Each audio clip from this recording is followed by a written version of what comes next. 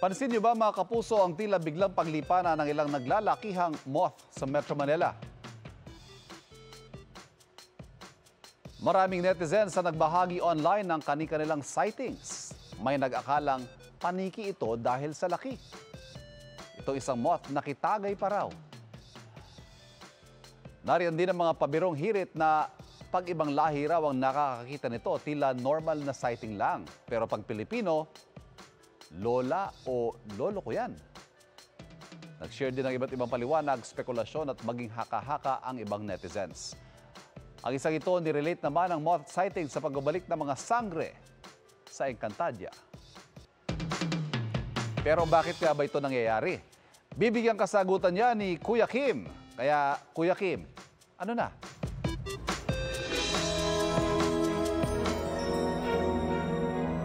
Nagliparan ngayon sa social media ang mga litrato ng videong ito. Mga naglalaki ang moth o mariposa na naispatan sa Metro Manila. May palipad-lipad sa gilid ng kalsada. Habang ang iba dumadapo sa pader ng mga opisina, mall at eskwelahan. Ang ilan sa kanila umabot sa kainang ito sa Rizal. Ang paglipanang ito ng mga mariposa pinagtaka ng mga netizen. Kaya maraming nagtag sa inyong lingkod. Ano nga bang klaseng moth o mariposa ang mga ito? Ang mga namataan palipad-lipad ngayon sa Metro Manila, mga Lisa Sampa, isang klase ng moth na nabubuhay dito sa Southeast Asia. Ang mga naglalakihan nilang pakpak maaaring umabot hanggang 16 centimeters. Kulay brown o gray ang mga ito at may puting mga guhit. Ang pattern kawangis ng buntot ng ibong swallow. Kaya tinatawag din itong tropical swallowtail moth. Sa Facebook post ng entomologist at research associate na si Edriel, pinaliwanag niya ang paglipana o yung kung tawagin mass emergence ng mga tropical swallowtail moth sa Metro Manila. Generally, season po talaga ng tropical swallowtail moth ang mga buwan ng Mayo, Hunyo at Hulyo. Hindi siya dahil sa ulan, mas may kinalaman siya sa tinatawag nating dry spells o mga panahon kung saan unusually low yung precipitation o pagbagsak ng ulan. Nagkaroon din daw ng mass emergence ng mga tropical swallowtail moth noon sa Singapore. At ayon sa isang pag-aaral na nilathala tungkol dito, posible daw na nagsulputan ng mga tropical swallowtail moth dahil sa pagkawala o pagkonti ng mga host plant sa kanilang natural habitat. Posible kasi na kumukonti yung preferred na halaman nila. So ang ginagawa ng ibang mga moth, nagmamigrate sila to other areas to seek other trees na pwede lang itlogan. Kailangan po talaga gumawa pa tayo ng more research, specifically dito sa Pilipinas, upang malaman talaga natin yung rason ng pagdami nila.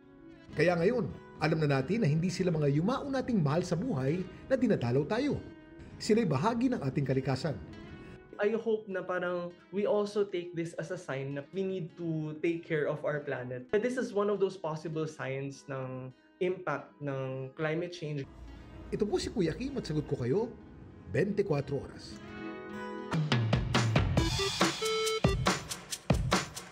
Magandang gabi mga kapuso. Ako po ang inyong Kuya Kim na magbibigay sa inyo ng trivia sa likod ng mga trending na balita.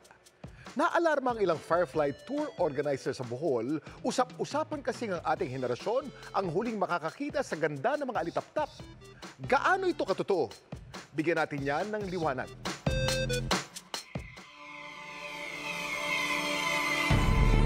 Sa unang tingin, mistulang mga bituing kumukuti-kutitap sa kalawakan. Ang mga alitaptap na naninirahan sa mga bakawan ng Abatan River sa Bohol. Maaari silang masilayan sa inoorganisang tour ng grupo ni Emmy. The project of the Abatan River Development Management Council. And this is a community-based ecotourism project. May 8 species daw ng alitaptap na makikita rito. At ang isa sa mga ito, rare daw kung ituring. We call it Pteroptic macdermoti. And it's only in Abatan. And yun yung talagang lumalabas, makikita gabi-gabi. We have 3 trip schedules daily. Marami na pong nagpabook sa amin ng Firefly Tour, iba't ibang nationalities hanggang ngayon.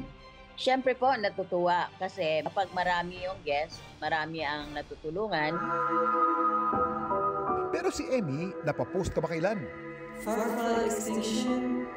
Dahil sa babala ng mga eksperto, na maaring tayo na raw ang huling henerasyon na makakakita ng mga alitaptap. May extinct na nga ba ang mga insektong ito? Kuya Kim! Ano na? Alam niyo bang merong mahigit 2,000 species ng alitaptap sa buong mundo.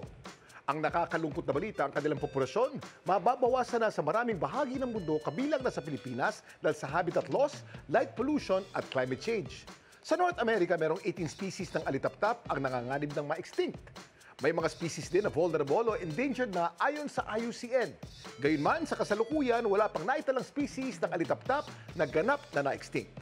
At mababa man ang kanilang bilang ng ilan sa mga species nito, ang kanilang buong lahi hindi pa may tuturing na globally endangered. At ang magandang balita, maaari pa natin silang masalba kung aaksyonan natin ito ngayon. Protektahan natin ang kanilang mga tahanan at bawasan natin ang light pollution. Samantala, para malaman ang trivia sa likod ng viral na balita, i-post o i-comment lang, #Kuya Kim, ano na? Laging tandaan, kimportante ang may alam. Ako po si Kuya Kim at sagot ko kayo, 24 oras.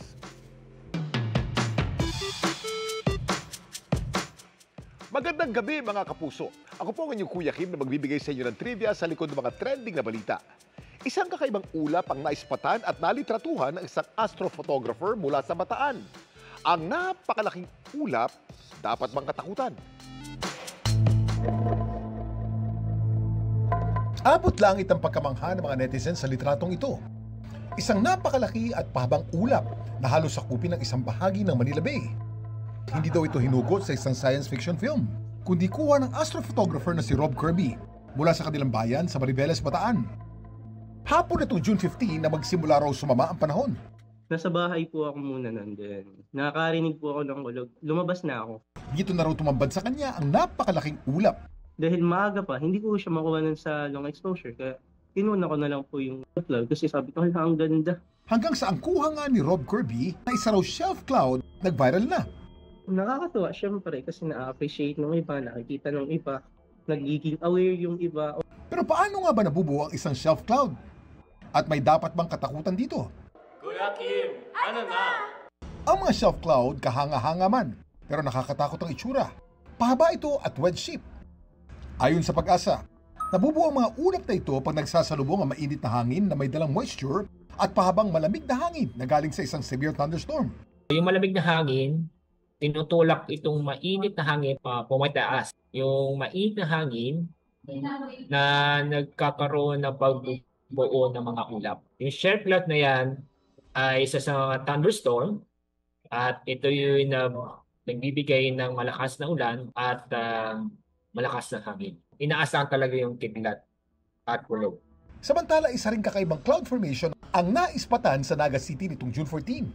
Ayon sa nakakuha ng video na si Jethro Gregorio, tila umiikot at bumababa raw ito. Kaya't napagkamalan nila itong buhawi. Mabuti na lang daw at hindi naman daw ito tumama sa lupa. Pero anong klaseng ulap kaya ito? Ang namataang cloud formation sa Naga City, posibleng isang funnel cloud para itong buhawing nakabitin sa langit pero hindi ito tumatama sa lupa. Gaya ang shelf cloud, ang mga funnel cloud ay nabubuo rin tuwing may bagyo o thunderstorm. Ang hangin sa iba't ibang taas ng ating atmosphere ay nagkakaroon ng pagkakaiba sa bilis at sa direksyon na siyang nagdudulot ng pag-ikot ng hangin. Habang umiikot ang hangin, umaangat ito, lumalamig at bumubuo ng ulap na hugis embudo o funnel. Sakali mang bumaba ito sa lupa, ito'y magiging tornado o buhawi. Samantala, para malaman ang trivia sa likod ng viral na balita, i-post o i-comment lang, #Kuya Kim, ano na? Laging tandaan, kimportante ang may alam. Ako po si Kuya Kim at sagot ko kayo, 24 oras.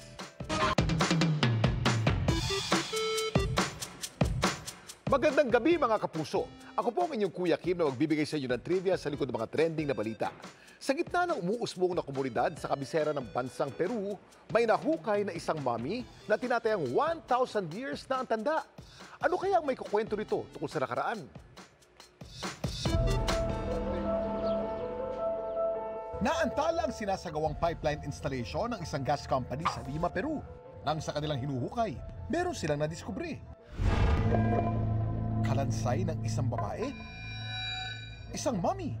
Ayon sa mga sumuri sa pre-Inca mummy na nakabaon kalahating metro lamang mula sa surface. Nasa 1,000 years na raw ang tanda. Galing din daw ito sa Chansay culture. At tinatayang 20 hanggang 25 years old na ito nang namatay. Natagpuan din sa burial site ang ilang kagamitan na maaring magbigay ng impormasyon tungkol sa diet o kinain nito noon. Ang mummification ay isang proseso ng pagpreserba ng katawan ng isang tao pagkatapos itong mamatay. Ginagawa ito noong unang panahon dahil sa paniniwala ng mga sinaunang tao sa afterlife o buhay pagkatapos ng kamatayan. Isa sa pinakasikat na gumagawa nito ang mga ancient Egyptians. At hindi lang mga tao ang kanilang minamumify, pati mga hayop. Pero alam niyo ba na ang pinakamatandang mummy hindi nagmula sa Egypt? Sila ay nagmula sa Chile at Peru. Ito ang mga Chinchorro mummies na mahigit 7,000 years ang tanda. Dito sa Pilipinas, meron din tayong ilang kababayan na may tradisyong magpreserba ng katawan ng mga yumao. Alam niyo ba kung saan ginagawa ito? Kuya Kim, ano na?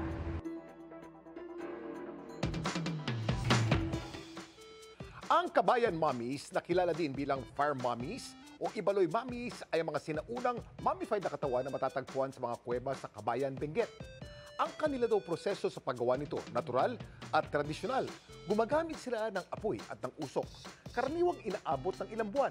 Sagrado para sa mga kababayan nating ibaloy ang mga farm mummies, kaya bawal na bawal itong hukayin o galawin. Samantala, para malaman ang trivia sa likod ng viral na balita, i-post o i-comment lang, #Kuya Kim, ano na? Laging tandaan, importante ang may alam. Ako po si Kuya Kim at sagot ko kayo 24 oras. Magandang gabi mga kapuso. Ako po ang inyong Kuya Kim na magbibigay sa inyo ng trivia sa likod ng mga trending na balita. Makifiesta tayo sa isang isla sa Denmark kung saan ang highlight ng kanilang pagdiriwang ang sabay-sabay nagpagpapalipad ng makukulay at naglalakihang mga saranggola.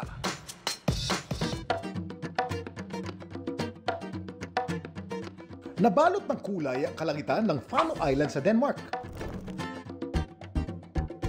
Sa paglipad na mahigit 25,000 saranggola. Ito ang taunang Fano International Kite Flyers Meeting, ang pinakamalaking kite rally sa buong mundo. Ang ika-40th anniversary ng Kite Festival. Nilahukan ang mahigit 5,000 kite flyers mula sa 26 na bansa. Bawat saranggola, iba't ibang disenyo, kulay at laki. Pero ang pinakaagaw eksena, ang saranggolang ito mula Indonesia na 100 meters ang haba.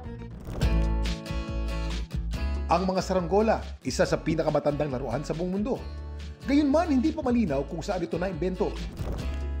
Pero ayon sa mga eksperto, sumikat daw ito sa China 3,000 years na ang nakakaraan. Tinawag nila itong Feng Zheng. Ibig sabihin, wind harp. Sinasabitan kasi nila ito ng mga wind musical instruments kapag nagpapalipad.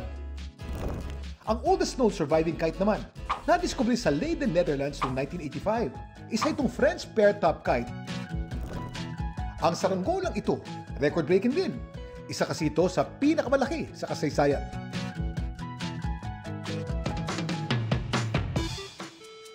Ang may hawak ng Guinness World Record para sa pinakamalaking leaf kite ay hawak ng Yayasan Masyarakat Layang-Layang ng Indonesia. Ang gawa kasi niyang leaf kite noong 2016, nasa 5 meters ang haba at 4.30 meters ang lapad. Inabot daw siya ng 2 linggo para lang mabuo ito. Samantala, para malaman ang trivia sa likod ng viral na balita, i-post o i-comment lang, #Kuya Kim, ano na? Laging tandaan, importante ang may alam. Ako po si Kuya Kim at sagot ko kayo 24 oras.